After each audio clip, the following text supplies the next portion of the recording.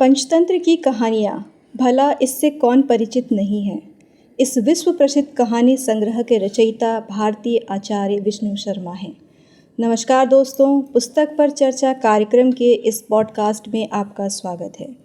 पंचतंत्र की कहानियों और उसमें निहित नैतिक मूल्यों पर चर्चा करने के लिए आज हमारे साथ कक्षा 7वीं अ की 4 छात्राएं अंशिका, भाव्या, प्रियल और आरोही उपस्थित हैं।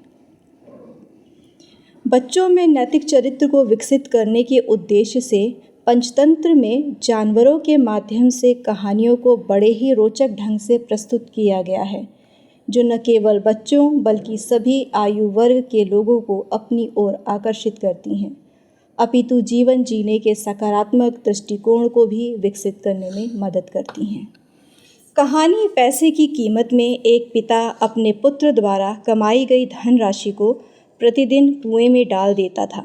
आखिर वो पिता ऐसा क्यों करता था? अंशिका, आपकी क्या राय है इस बारे में? पैसे की कीमत कहानी पंचतंत्र की कहानियों में से एक है। वैसे तो हम ये जानते हैं कि पंचतंत्र की कहानियाँ हमें कुछ न कुछ सीख दे ही जाती हैं, पर यह कहानी हमें जीवन की सबसे बड़ी सीख देती है। इस कहानी में पिता अपने बेटे द्वारा कमाए गए धन को कुएं में डाल देता था, क्योंकि वह उससे मेहनत से कमाए गए धन का मूल्य बताना चाहता था और बताना चाहता था कि हमें पैसों की बचत करनी चाहिए और उसे गलत जगह खर्च नहीं करना चाहिए। इस कहानी से हमें यह सीख मिलती है कि हमें फिजूली खर्चा नहीं करना चाहिए और अपने माता पिता द्वारा मेहनत से कमाए गए धन की कद्र करनी चाहिए। बहुत बहुत धन्यवाद अंशिका। दामुल का व्यक्तित्व कैसा था और आज के समाज को दामुल से क्या सीख लेनी चाहिए? भाव्या, आप इस बारे में क्या सोचती हैं? दामुल बहुत ही दयालु और समझदार लड़का था।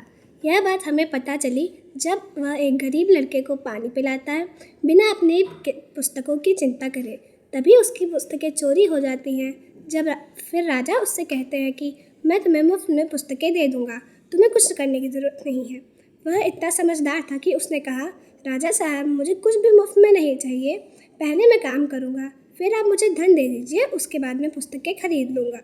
इससे हमें यह सीख मिलती है कि अपने कर्मों पर भरोसा करना चाहिए, क्योंकि हमारे कर्म आगे बढ़ने में मदद करते हैं। खरगोश और कछुए की कहानी से भला कौन परिचित नहीं है।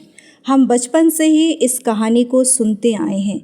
कौन सी बड़ी सीख ये कहानी हमें देती है जिसे हमें अपने जीवन में सीखने की ज़रूरत है? प्रियल, आप क्या कहना चाहेंगी?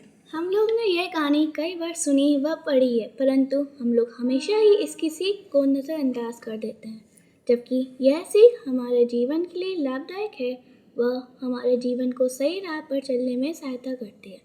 हमें इस कहानी से यह सीख मिलती है कि हमें खरगोश की तरह किसी को कम नहीं समझना चाहिए, बल्कि कछुए की तरह निरंतर प्रयास करना चाहिए, क्योंकि निरंतर प्रयास एक ना एक दिन हमें अपने लक्ष्य तक पहुंचा ही देता है। शेर और चूहे की कहानी बेहद ही मज़ेदार है, परंतु बहुत बड़ी शिक्षा भी देती है। आरोही, आपको क्या लगता है, वो शिक्षा कौन सी है? शेर और चूहे की कहानी तो हम बचपन से सुनते आ रहे हैं, पर इस कहानी से क्या सीख और क्या प्रेरणा मिलती है, इस पर हमने कभी ध्यान नहीं दिया है। पर अगर हम देखें तो यह कहानी हमें एक बहुत अच्छी सीख दे रही है। जैसे कि हमने इस कहानी में पढ़ा है कि चूहे ने किस तरह शेर को जाल से बचाया, बल्कि शेर ने तो सोचा था कि यह इतना छोटा सा जीव मेरी क्या ही सहायता कर सकता है, पर उस छोटे से जीव ने ही एक बड़े और शक्तिशाली जानवर की जान बचा ली। तो इस कहानी से हमें यह सीख मिलती है कि हमें कभी किसी के साइज या उसके आकार को देखकर नहीं सोचना चाहिए कि वो कैसा होगा, क्योंकि एक छोटा व्यक्ति भी बहुत कुछ कर सकता है और ज़िंदगी में बड़ी से बड़ी सफलताएं प्राप्त कर सकता है। हमें पंचतंत्र की कहानी क्यों पढ़नी चाहिए? अंशिका, आपकी क्या राय है इस बारे में? पंचतंत्र की कहानियाँ हमें इसलिए पढ़ना चाहिए क्योंकि इन कहानियों में दी गई शिक्षा को यदि हम अपने जीवन में उतारते हैं तो यह हमारे जीवन के नैतिक मूल्यों को बढ़ाने में मदद करेंगी, जिससे हमारा संपूर्ण व्यक्तित्व एक सकारात्मक दिशा की तरफ मुड़ सकता है। बहुत बहुत धन्यवाद। जैसा कि आप लोगों ने पंचतंत्र पर हमारे बच्चों की राय जानी कि किस तरह ये कहानियाँ बच्चों में नैतिक मूल्यों को विकसित करके हमारे व्यक्तित्व को नई दिशा देने में सहायक हो सकती हैं, मैं अपने इन बच्चों का धन्यवाद करना चाहूँगी कि इन्होंने हमारे साथ इस चर्चा में भाग लिया। अगली बार फिर मिलेंगे एक नई पुस्तक पर चर्चा करने के लिए एक नए व्यक्तित्व के साथ। तब तक के लिए धन्यवाद।